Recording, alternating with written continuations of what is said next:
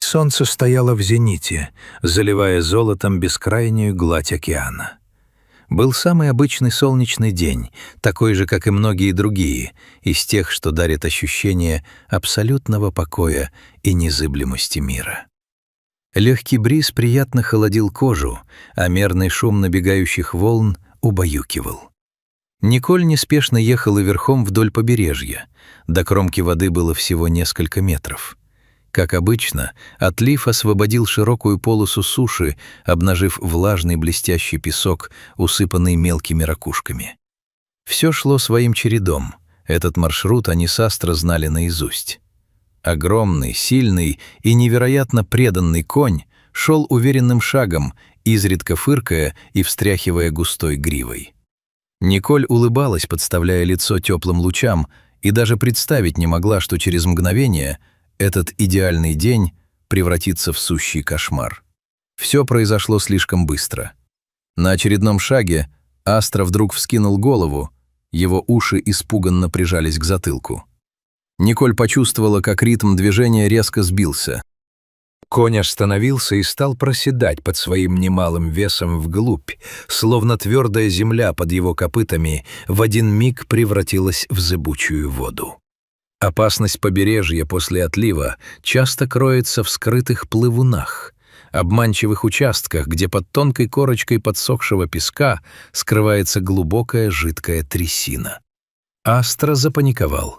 Почуяв, что теряет опору, он изо всех сил пытался вырваться, дико ржал и бил передними ногами, но от этих хаотичных движений только проседал все сильнее и глубже. Темная вязкая жижа с чавканием затягивала благородное животное. Отлив, освободивший часть побережья, оставил страшную, невидимую до поры до времени ловушку. Хозяйка сразу же оценила ситуацию. Взглянув в полные ужаса глаза своего любимца, она поняла, что без помощи людей шансов выбраться из этой смертельной западни у ее питомца просто нет. Трясина работала как гигантский поршень. Чем больше конь боролся, тем плотнее серая грязь смыкалась вокруг его груди. Не раздумывая ни секунды, девушка спешилась. Спрыгнув с седла, она тут же провалилась по колено, но, превозмогая страх и сопротивление вязкой массы, полезла в грязь за своим конем. Николь обняла Астро за шею, пытаясь успокоить его своим голосом. Она шептала ласковые слова, хотя у самой внутри все сжималось от ужаса. Девушка пыталась руками откопать его передние ноги, расчистить пространство вокруг, но жидкий песок тут же заполнял свежие ямы. 3 часа безуспешных попыток помочь своему коню не принесли никаких ощутимых результатов. Физические силы девушки были на исходе. От тяжелой работы и липкой грязи одежда промокла насквозь, дыхание стало хриплым.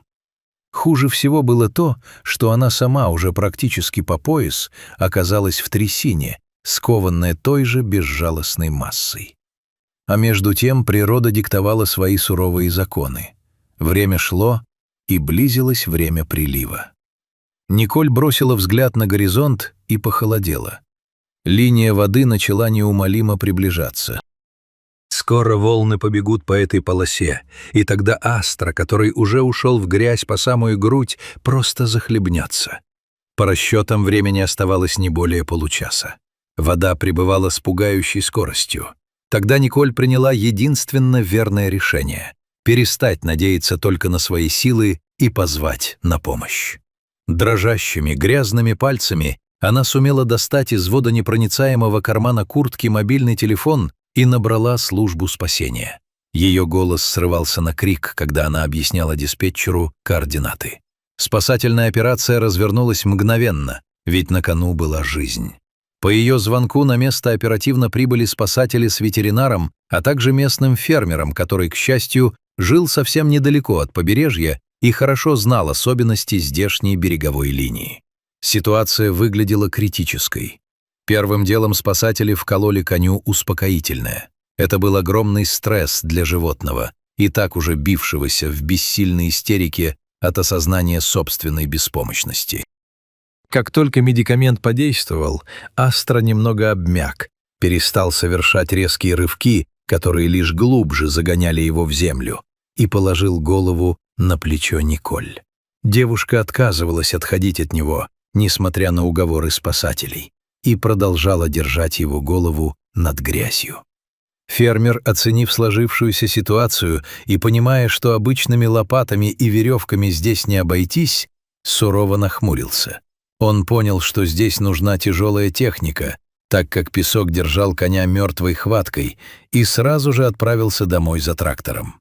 Спасатели не теряли времени, но все их попытки вырвать животное из трясины вручную или с помощью лебедок оказались тщетны. Грязь держала 500-килограммовое животное слишком крепко. Ситуация ухудшалась с каждой минутой. Вода прибывала, и первые холодные волны уже начали омывать крутые бока Астра. В отчаянии спасатели запросили воздушную поддержку. В небе застрекотал вызванный ими специализированный вертолет. Спасатели попытались подвести под брюхо коня широкие прочные ремни, чтобы поднять его краном. Однако даже винтокрылая машина не смогла справиться с такой нетривиальной задачей. При попытке натяжения ремней конь начал испытывать страшную боль из-за давления вакуума трясины, и возник огромный риск нанести животному смертельные травмы. Вертолет пришлось отозвать. Надежда таяла. Прилив уже вплотную подошел к бедному животному, холодная океанская вода доходила Астра до шеи. Конь испуганно косил глазами, фыркал, выплевывая соленые брызги. Николь едва сама не плакала, поддерживая его морду над прибывающей водой, когда, наконец, на берегу послышался тяжелый, надрывный рокот мотора. Это вернулся фермер на своем массивном тракторе. План был прост, но требовал ювелирной точности. Фермер подогнал трактор настолько близко к опасной зоне, насколько позволял грунт.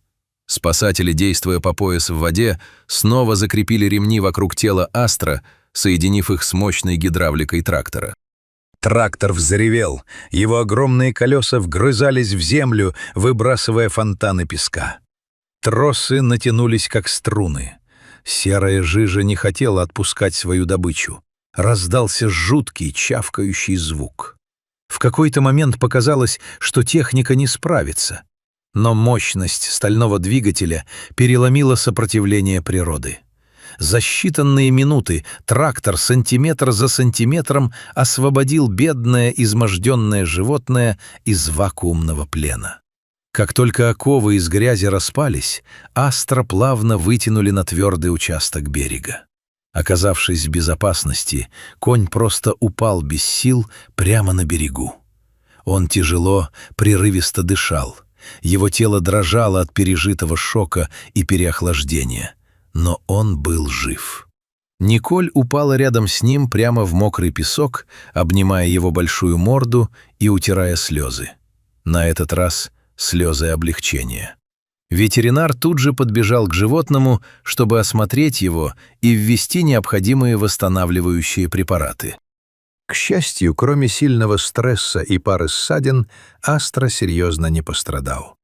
Это действительно восхитительная история преданной дружбы животного и человека, который не бросил своего питомца перед лицом смертельной опасности, а до самого конца, рискуя собственной жизнью, боролся за него. В тот день Прилив проиграл человеческой верности и взаимовыручке.